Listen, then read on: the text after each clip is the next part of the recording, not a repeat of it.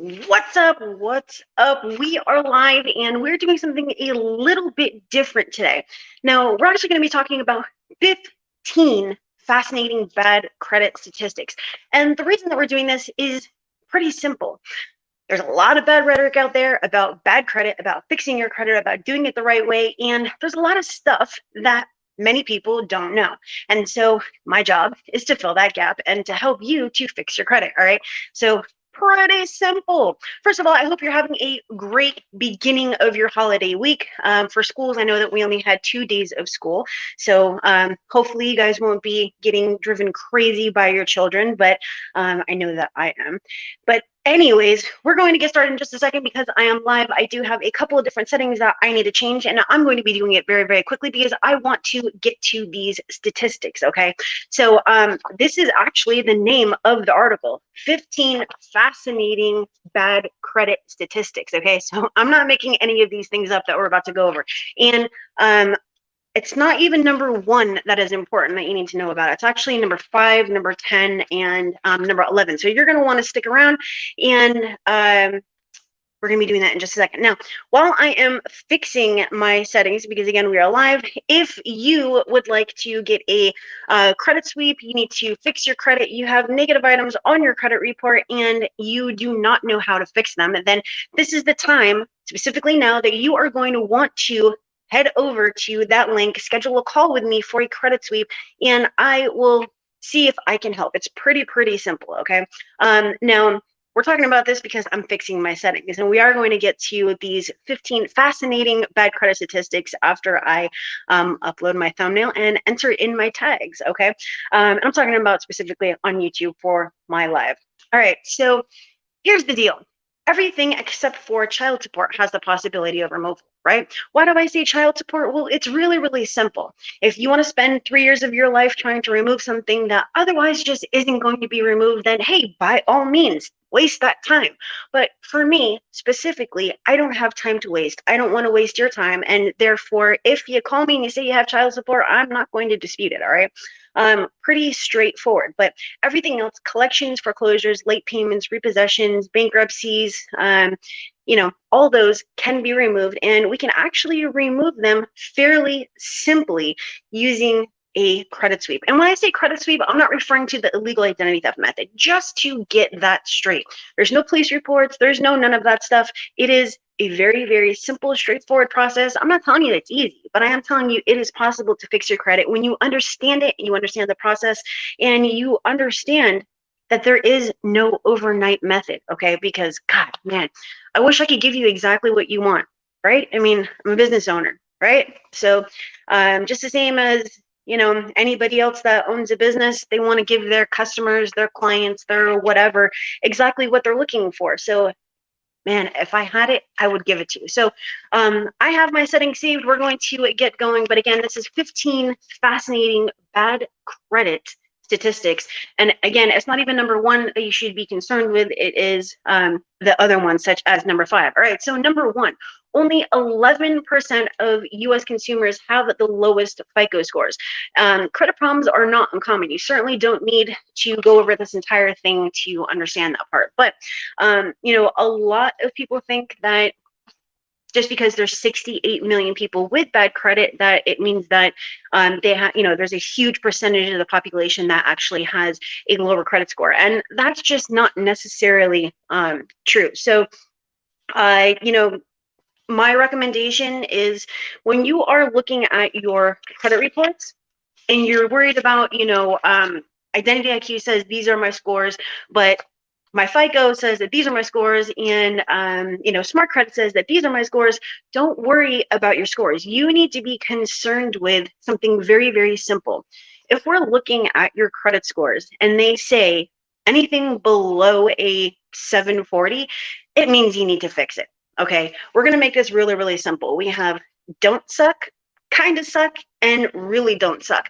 We want to be in the really don't suck type of level. So don't worry about having different scores in different places. That's a huge thing that I see in my comments all the time. I get emails about it. I even get a text message out of nowhere. I'm like, where the heck did you even get my phone number? So, when you're looking at these different scores or even going to different lenders and you're like, well, oh, I thought that I had a 711, so why are you telling me I have a 650? It's because all of these different sites and different lenders and whatever they all use different models. So we just want to be in the section of don't suck. And hopefully I don't get demonetized for saying the word suck. But anyways, number two, close to 20% of Americans have a subprime credit score. Now, I'm not all that surprised about that, okay? And just pausing right there really, really quick. The other day, I ran across a video right here on YouTube, and it said just how easy it is to get out of subprime and into having great credit. Okay. They also went on to basically say that when you get a credit card, it's kind of like getting a raise.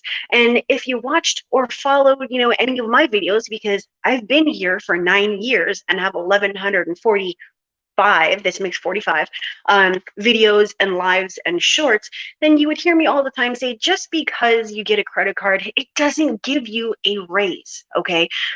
You still make the same amount of money, right? So if you spend it to keep your credit score where you want it to be or to increase your credit score, you're going to want to pay it back on time. And we're going to be talking about that in number 5. But Experian defines a subprime credit score as a FICO score ranging between 580 and 669.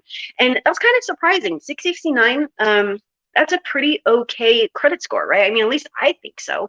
You can get away with a lot with a 669. So credit scores in this range certainly aren't as bad as 11% addressed in the first section, but I mean, what can you get qualified for with a 669 or with 600s? Well, you can still get a mortgage, right? You can still get a mortgage, you can still get credit cards, you can still get an auto loan, but your interest rates are going to be significantly higher than if you had like a 740, which is technically where you would want to be. Like when people go for mortgages and everything that are my clients, our goal is to get to a 740 by removing the negative items, building out the file, and increasing the credit score to become mortgage ready, right? Because you're not going to get a better interest rate at a 850 than you would at a 740. So you can't really get much better than that.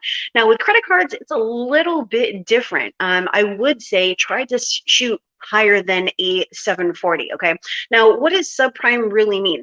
And why are there so many people that are actually stuck in subprime? Well, that's pretty simple. Let's just talk about that for a second. Okay. And if I go off on a tangent, I apologize, but there's a reason why we're going over these things. And there's a way to get out of subprime and bad credit and not having money and working at a job that you don't want to work at and opening your wallet and seeing nothing but your ID card or your kid's picture or your husband or your wife or whatever. Okay, so subprime. All right, if you can understand who the credit bureaus are and what business they are actually in, then you would understand that their job is to actually keep you subprime. And if you understand that, then you understand why it is not easy to remove your negative items from your credit report and why they would actually rather you just go away as quietly and as quickly as possible so that they can continue to make money off of your subprime credit, right? So, or your subprime credit score. They are in the business of obtaining, maintaining, and selling your information. They're in the data business, right? And so when you have a lower credit score due to inaccuracies, negative items, whatever, then that means that they can sell it at a premium because it means that the data furnisher or would-be data furnisher, the lender, is going to make more money by increasing your interest rate. So that's why they want you to have subprime credit, and 20% of scoreable consumers, so 270 million consumers or so, so 20% of 270 million, that's a lot. That is a lot of people who are in that subprime market. So you're going to be the ones that are, paying 26% interest on an auto loan, or maybe not even 26%. That's just having bad credit, right? So let's just say you're paying 20% on an auto loan. You are paying 5% on a mortgage. And just so you know, on a $200,000 30-year conventional mortgage at a 5% interest rate, you're paying $43,000 more interest than you would on that same loan at a 3% interest rate. Okay, so just so you know that. Now, as far as getting out of subprime, that's really, really simple. We're going to remove your negative items. We're going to build out your credit, and we're going to increase your credit score. That, in turn, is going to get you out of that subprime market. It is going to make Experian and Equifax and TransUnion less money. It's going to make the lenders less money. And hey, guess what? It's going to make the economy better. Okay. So anyways, moving on. Number 3, FICO scores are on the rise. So if you didn't know that, 43% of consumers have fantastic credit scores. So that's going to be above 800. Now, I don't really want to talk about that one more, but I did give it to you. So number 4, FICO says 17% of the population has paid an auto loan, credit card, or mortgage at least 3 months late in the last 2 years. Now, that's not really all that surprising, though, is it? Because during the pandemic, it was an all-time high of 6 million people who didn't pay for their mortgages. It was 14 million people who didn't pay for their credit cards, and it was, I think, 7 million people who didn't pay for their credit cards, right? So auto, credit cards, and mortgages. So it doesn't really surprise me all that much to know that at least X amount of people were late, Yeah, anyways, how do you remove those late payments once you're actually late? Can you claim that, because of the pandemic, blah, blah, blah? Not anymore. And even if you did, even if you had an agreement due to the Federal CARES Act, guess what? Most of the time it didn't work. They still actually marked you as late and then made it virtually impossible to get those late payments off your credit report. Number 5, almost 20% of consumers have been 30 days or more past due in the last 12 months. That is also not surprising. With the increase in the number of consumers who are disputing and the increase in the difficulty of removing the negative items as time goes on, right? It's significantly more difficult now for me to remove negative items and everybody else who does it, and even you as a consumer to do it, than it was back in 2013 or 2015 or 2010, right? I could have gotten, I don't know, a bankruptcy off in 5 days, a charge off in 30 days, a I don't know, inquiries off in 3 weeks, collections, almost immediately. I'd say maybe 3 days or so, as soon as they would actually receive that letter. It doesn't work like that anymore. Now we're talking about 6 to 9 months if you're doing it the right way. So the point here is, if you have the money, pay for your credit cards so that you're not late, because it can actually decrease your score. Even one late payment can decrease your score about 200 points, okay? So these are the things that you actually want to keep in mind. Number 6, FTC finds 1 in 5 consumers have an error on at least one of their reports. That's pretty obvious, right? Because every single credit report that I see, it's 100% of the time, I'm going to find that 100% of the accounts are actually inaccurate, okay? Number 7, around 15% of US consumers don't have a FICO score. That's pretty straightforward. Number 8, someone's identity is stolen every few seconds. That's not surprising either. Number 9, surveys show 43% of consumers haven't checked their credit scores in the last year. I don't know why you wouldn't check your credit score. Number 10, children can have bad credit too. We're going to talk about that at a different time. Number 11, the average credit card balance is close to $6,200. The most important thing that you can do for your credit score outside of removing your negative items is to decrease your utilization. Your utilization, having a higher utilization, is the number one reason why your credit score is going to be so low, right? So if you otherwise would have a 740, I like that number, obviously my740.com, right? If you would otherwise have a 740 credit score, except for a utilization, then common sense would tell you that if you decrease your utilization to either 0, 3%, or maybe 7%, that your score can go back to whatever it was. And you can actually lose 200 to 300 points just by having a high utilization, right? So if you have a balance for your, credit cards of $6,200, that's a lot. What you're going to want to do is you're going to have to sacrifice, get rid of Starbucks, get rid of all that stuff, put that money into paying down your credit card balances, and you're going to see, as long as you don't have other negative items, that your credit score is actually going to go up. Okay, so that is one of the ways that you can drastically and very quickly increase your credit score, just by lowering your utilization. It is that important. I see it all the time. Now, another thing that's very, very important, other than not paying your credit cards late, because although that's the fastest way to get a lower credit score, is to go after those things that are the newest first, because they are the most impactful when you're disputing the negative items on your credit report. I don't really care about number 12. We're going to skip that.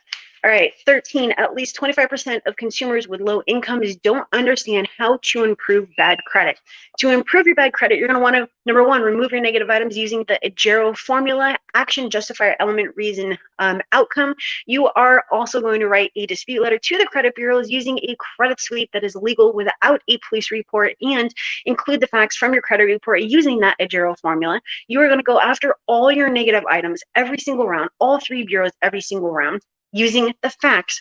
Again, the facts. You're going to give yourself 6 to 12 months to do so. Unless you're with a professional, maybe it'll be an average of 6 months or so. And you are going to now have a higher credit score, have zero negative items, hopefully, and you're going to be able to go out and, not have bad credit and not have to deal with not understanding how to improve that bad credit, because it's actually going to be done. And if you are one of those consumers who do not understand how to improve their credit, not only do I have 1,142 videos that'll show you how to do it yourself, but again, that link is right here, boop, on your screen. So if you want to see if I can remove your negative items for you, because there is no learning curve for me, I'm going to do it significantly faster than you. And I'm not saying anything other than this is what I do. It's been what I've been doing for 12 years. Obviously, I know how to do it faster than you, okay? Certified expert here. So if you don't want to do it yourself, you don't want to invest the time, you don't know what the heck you're doing, then you know what? This may be the time for you to use that link, especially considering that right now is the best time to be disputing those negative items on your credit report, because it is the holiday season, okay? I'm getting things removed right now significantly faster than I do at any other time of the year. So something that takes 6 months is coming off in about 3. Okay, so just keep that in mind. All right, so number 14, we only have 2 left. Low credit scores can cost you over $100,000 more for a mortgage. And we kind of touched on that when I was telling you about that 4% interest rate versus a 5% interest rate on a $200,000 mortgage. But let's just see what they say. So, for example, on a $350,000 30-year fixed mortgage with a 2.523% APR, you'd pay a total of $149,360 in interest over the life of the loan. So you'd need a FICO score of 760 or higher to potentially qualify for that rate. Like, one of the things that you really want to do is pay your mortgage off as fast as humanly possible. I will tell you that we actually saved over $100,000 in interest just by taking 2 years to pay off our mortgage versus 30. Okay, so yeah, keep that one in mind. All right, so but if your FICO score was lower than a 640, your rate may be 4.112 instead, and at that rate, your loan interest climbs to $259,707. And the difference between the overall interest on these two mortgages adds up to $110,347, and that's very simply just because the difference in that interest rate. All right, so number 15, the average credit score is on the rise. It kind of sounds like one that we already went over where they said 43% though, right? So technically there's only 14 because I think that one is really a duplicate. Anyways, so I just want to take a moment, kind of 18 minutes and 47 seconds, to talk about 15 different fascinating bad credit statistics, excuse me. And one of the things that I want to leave you with, just kind of sitting in your head, is what percentage of Americans have bad credit? You know the answer to this? I mean, you can Google it, but the answer is 16%. 16%, all right? And the number fluctuates, but there's anywhere between 48 million to 68 million people with bad credit. So my question to you is this, and this is what I want to leave you with, okay? If that 14-day super fast, remove your negative items super quick by going to the CFPB or by sending XYZ letter for everybody, one size fits all works, then why is there such a high percentage of the population that has bad credit? And why are the numbers in the millions instead of the thousands? If this is something that you can simply go on your computer, like my laptop is right here. I mean, I can literally just type in, right, how to fix my credit, and that video is going to pop up with the super quick 14 or 7 day, overnight process to removing my negative items, right? So why do people pay the bills then? Why do people even go to work for that matter? If all you have to do is rack up a ton of debt, rack up a ton of credit cards, get a bunch of houses, get a bunch of auto loans, get a bunch of all this stuff, not pay for it, go to Google, get that process, go to the CFPB, make your complaints about a dispute that you didn't actually make and lie to the federal government, right? Oops, okay. And then do it all over again, right? Because all we're doing is sweeping the stuff under the carpet, pretending like it didn't happen, and then going to different companies and getting credit all over again. It's because it doesn't work. It doesn't exist. There is no fast way. And again, there wouldn't be 68 million people with bad credit. And 48 to 68 million. I mean, do the millions really matter? Do you really need to know which one it is? 48, 68, 58? Who really cares? The whole point is it doesn't exist. And if it did, I would have so many hats, like you have no idea. I'd be in every single dealership. I would be in every single loan office. I would be in every single bank, because that is the one missing component, right? So when we talk about realistic expectations and the reality behind fixing your credit, these are the things that people aren't talking about, okay? Yeah, you would just go to, XYZ dealership, and you see that Mercedes or that Navigator that you want, or that Escalade or whatever, right? And you're like, well, you know what, Mr. Salesman, I actually have 4 negative items on my credit report, and they're kind of recent. I have a charge off, I have a collection, and I have 2 late payments. Well, you know what? It's okay, because we're going to get the paperwork started, and when you come for your delivery of your vehicle, which is going to be in about 3 days, everything is kind of just going to all be together. Those negative items are going to be gone, and I'm not even going to charge you the premium on the front end. All right? Does that sound fair enough to you?